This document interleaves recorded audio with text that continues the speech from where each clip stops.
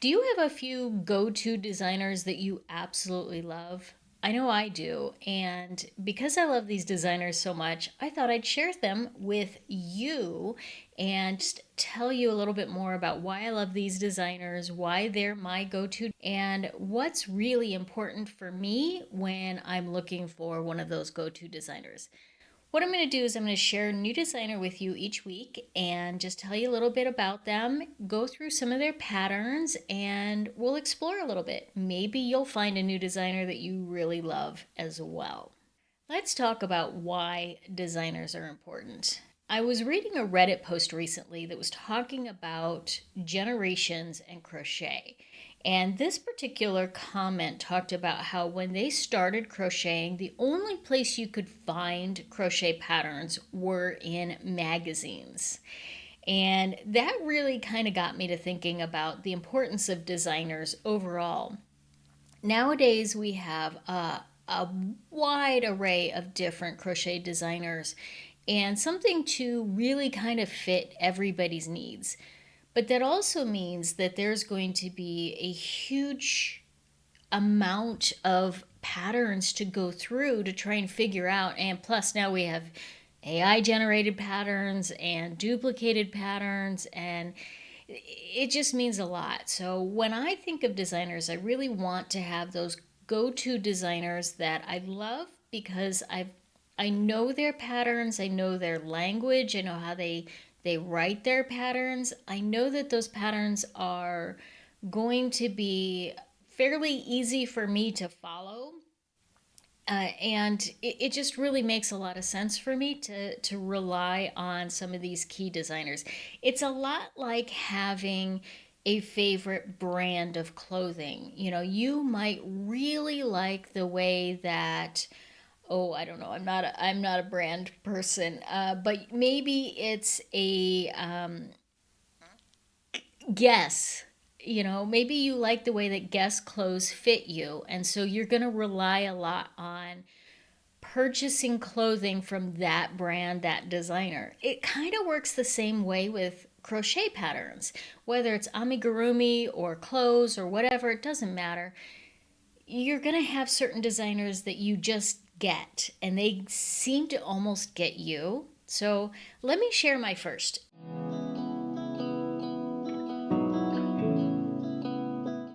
Today I'm going to be featuring the designer who actually designed this top, and I'll tell you a little bit more about it here in a minute.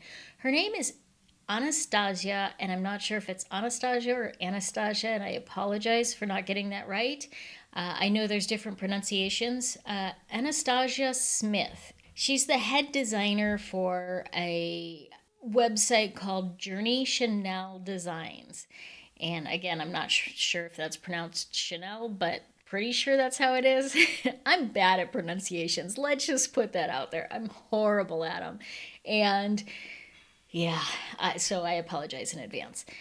And I discovered Anastasia because I applied as a pattern tester for this top. This is the Ainsley T, and I was selected. And once I started looking at the pattern, I started exploring some of her other patterns, and I'm like, wow, I really like her style. So I was really intrigued, and I sort of kind of put her in my pocket. I did get another t shirt pattern from her, and that is definitely on my whip list. But let me tell you a little bit about her. This is directly from Anastasia's Ravelry page. So I'm going to read it for you, but hopefully I don't sound too remote as I read. And this says, "Hi, my name is Anastasia, and I am a crochet designer behind Journey Chanel Designs. My sense of style is modern boho chic vibe. All of my patterns are beginner friendly as they are designed to have as little or no sewing as possible. Patterns come with step by step photo tutorials for new stitches, and some even have YouTube video tutorials." So that's a little bit about her. She tries to make patterns that are beautiful for everybody. And this is one of the things that I really like about her patterns.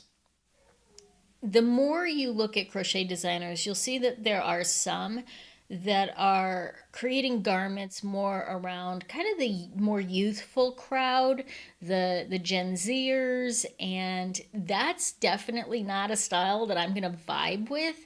I want something that I sort of classify as modern mature. And I've sort of struggled with that word mature because I kind of don't want to be classified as the grandma either. I like to think of myself as a youthful mature, meaning I still like to wear clothes that are fun and not frumpy, but also that give me the coverage that I need without making me feel like I'm an embarrassment. And I know that's the wrong term, but that I'm actually, that I feel confident and not insecure in what I'm wearing. That's really what it comes down to, is that confidence. So the designs that I see her creating really give me the idea of that confident, really classy. I know she describes herself as boho, and maybe you do too, but I find it very classy and youthful in a not overly flirtatious kind of way. I don't know, it's really hard. Let's kind of dive in and take a look at some of her patterns, and then maybe you'll get the vibe that I'm going for. Okay, so here we are on Anastasia's Ravelry page, and I'll link to all of her details in the comments below, or in the description below. So you have her Ravelry and you have her website and all of the places that you might want to find her. All of her patterns are on her Ravelry site. She's really good about that. So whether you want to go to something specific, you can get all of the information here. So here, as I'm sort of scrolling through her patterns, I can see that she has a variety of seasons. And that's really important to me. I don't want a designer that's just going to do winter wear, because that's what's very common in the crochet world. I want somebody that also has a lot of spring and summer wear. And for me, that's a very valuable, because I wear those more than I'm going to wear winter wear. I mean, I might wear a hoodie like this maybe twice in a season, so I would rather have things like a tank top, or something that I can wear over a tank top and give it a little class, more so than I would want something that's going to be really warm and cozy. And that's just because of the weather that I live in and where I live. So as I can kind of scroll through these, I see that there is a lot of texture. Everything that she has some texture to it. Even this forever blouse, if we pull this up and then look at the back here, look at how stunning that is. I saw this as I was sort of doing a little research to share some of her stuff, and I'm just in awe at this. I can't wait to add this to my repertoire. Even the front here has a lot of texture to it. I think this is just such a lovely, lovely, and to consider that somebody that works like this is beginner friendly. I mean, this is a lot of texture, a lot of detail for beginner friendly patterns. This is the other top that I have, the fairy wing tee. And again, there's a lot of detail in this, and it's a lot of fun, and it gives a little bit of that playful classiness. So it's not overly elegant, it's not overly so here's the kind of thing. When I first looked at learning how to crochet or knit or whatever the case, I looked at what my mother-in-law was creating with her wardrobe, and everything that she creates is country club style. It's perfect for her. She lives in one country club in the winter or in the summer months, and she used to live in a country club, a different country club in the winter months. Yes, she had two homes in country clubs. This is her style, this is her elegance, and they look amazing on her. I do not live a country club lifestyle, so I want something that is casual and classy at the same time. So, not so casual that it's like a crop top, and that doesn't work for me. But something even like this is super casual, but gives an extra little pizzazz to whatever it is that you're wearing. So this, as I'm going through her patterns, are some of the things that are drawing me to her. Now, I also love the fact that she does have a few things that are not specifically what I'm looking for. You know, I'm probably, I always say probably because I can let myself off the hook if I change my mind, never going to wear a skirt or pants or bottoms of any sort that are crocheted. I just don't have the confidence that something like that is going to A, look good on me, or B, be snug enough over the long haul that I'm going to be happy with it. I think this is gorgeous. I think this would be a really lovely addition to somebody's wardrobes, just not mine. But I like the fact that she does have some of these other things. I love this winter thistle jacket. In fact, I think this is one of the very first patterns I saw of hers before I even did a pattern test for her. And I am in love with this jacket and I absolutely want to make it. We can only make so many things at a time, right? So it's gorgeous. I can't wait to make this sometime. And I just think it's a lovely, lovely jacket. Plus, I mean, if I'm being honest, I have way more jackets than I really need. And so I might have to, I know she has one that is more like a sweater than a jacket. So I might have to go with something like that. But here's the Ainsley tee, and it's just such a lovely design. Now, she wears it with this part right here in the back, and that's how it was originally designed. I wear it in the front because I have this really long hair, and if I wear it in the back, nobody's ever going to see the design on it. So I kind of wear it in the front, and I like the little detail to give it kind of almost a V-neck look to it. So I kind of like it in the front. Now, if you look at the projects, you can see somewhere in here, there's mine. So here's wearing it in the back, and that, I gotta tell you, it was actually really an easy pattern to follow, which is another thing that's really important for me when I'm looking at designers is if I've done one or two of their patterns, are they easy to follow? And hers, obviously she tests them because I was a pattern tester for her.